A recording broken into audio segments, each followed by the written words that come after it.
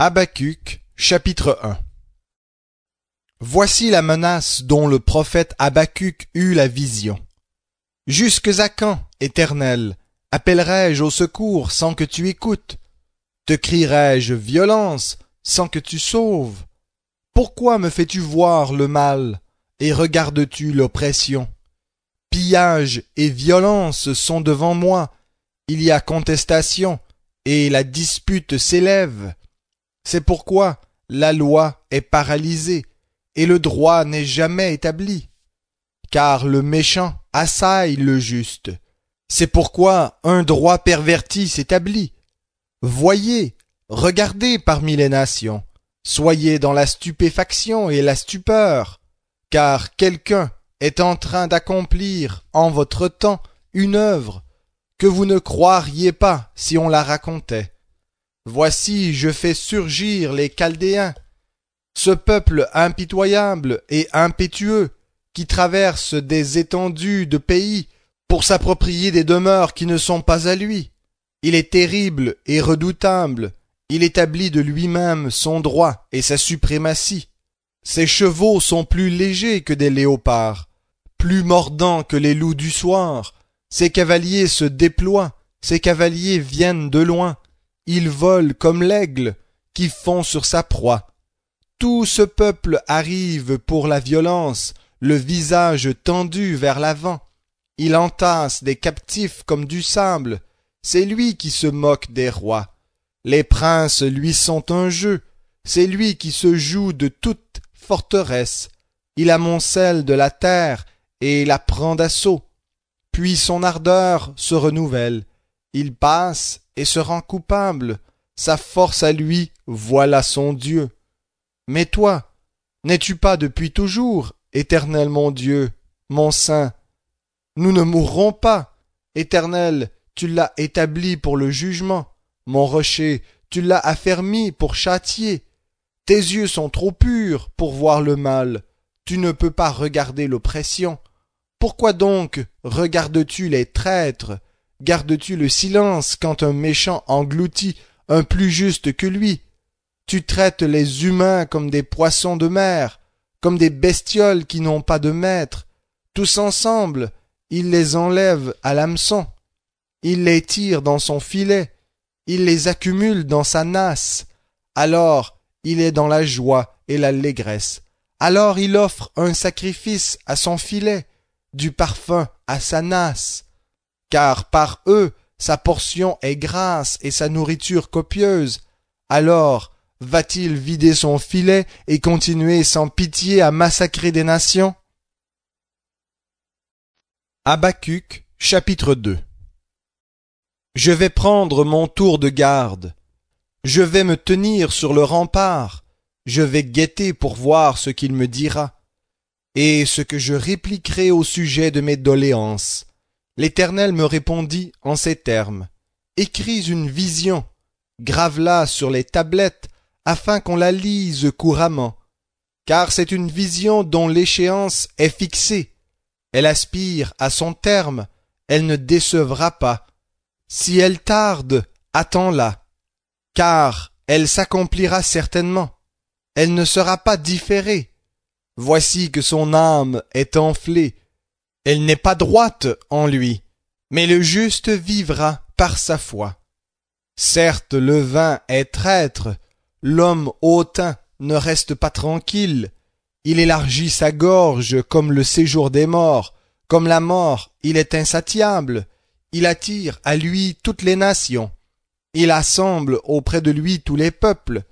Tous ceux-là ne vont-ils pas faire de lui une fable, un sujet de moquerie et d'énigme? On dira, malheur à celui qui accumule ce qui n'est pas à lui. Jusques à quand? Et qui augmente le fardeau de ses dettes. Tes créanciers ne vont-ils pas soudain se lever? Ceux qui te secourront ne vont-ils pas s'éveiller? Tu deviendras leur butin, parce que tu as pillé beaucoup de nations. Tout le reste des peuples te pillera, à cause du sang humain, à cause de la violence faite au pays, à la ville et à tous ses habitants.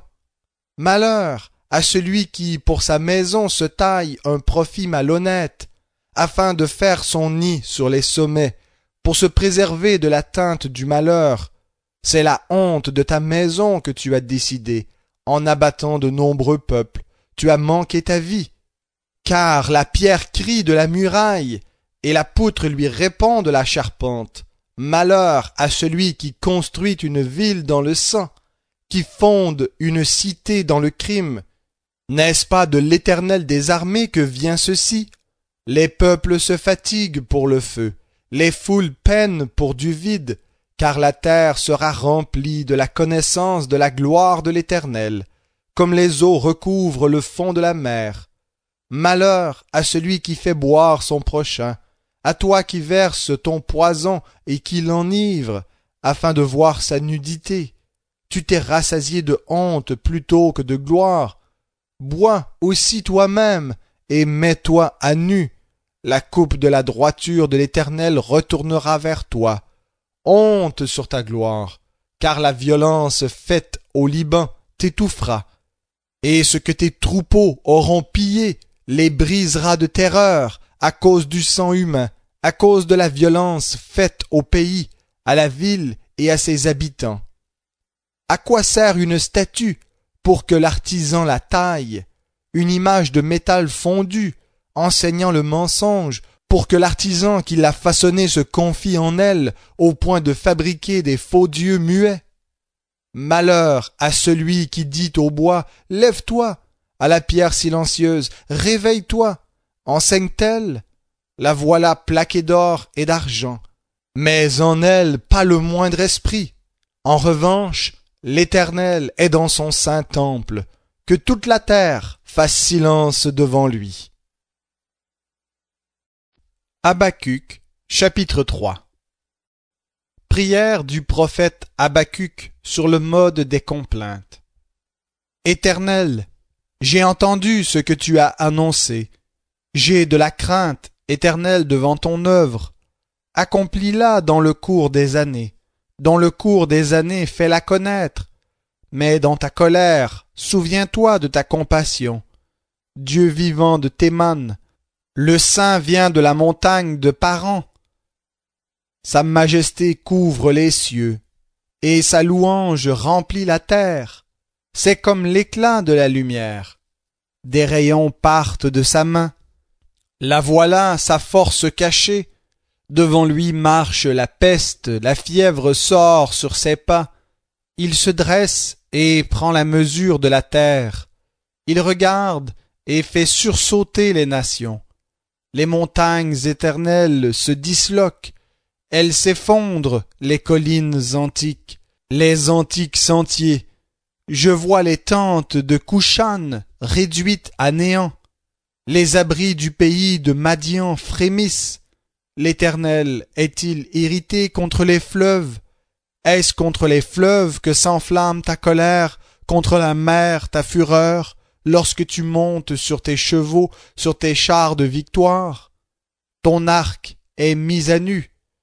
Tes serments sont les flèches de ta parole.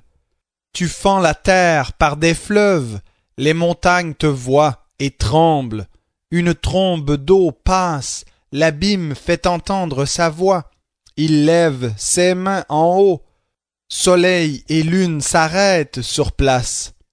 À la lumière de tes flèches qui partent, à l'éclat fulgurant de ta lance. Tu parcours la terre avec fureur, tu écrases les nations avec colère. Tu sors pour le salut de ton peuple, pour le salut de ton Messie. Tu brises le faîte de la maison du méchant, tu la détruis de fond en comble. Tu perces de leurs propres flèches la tête des chefs qui se précipitent en tempête pour me briser, en poussant des cris de joie. Comme ils dévoraient déjà le malheureux en cachette, tu as ouvert un chemin à tes chevaux dans la mer, dans un amas de grandes eaux. J'ai entendu, et mes entrailles ont frémi. À ce bruit mes lèvres ont tremblé. Mes os se dissolvent, et sans bouger je frémis, d'attendre le jour de la détresse.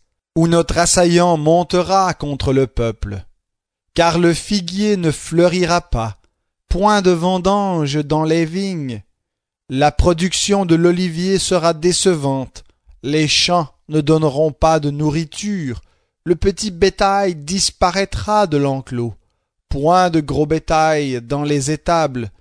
Mais moi, j'exulterai en l'Éternel. Je veux trouver l'allégresse dans le Dieu de mon salut. L'Éternel, mon Seigneur, est ma force. Il rend mes pieds semblables à ceux des biches et me fait marcher sur les hauteurs, au chef de chœur avec des instruments à cordes.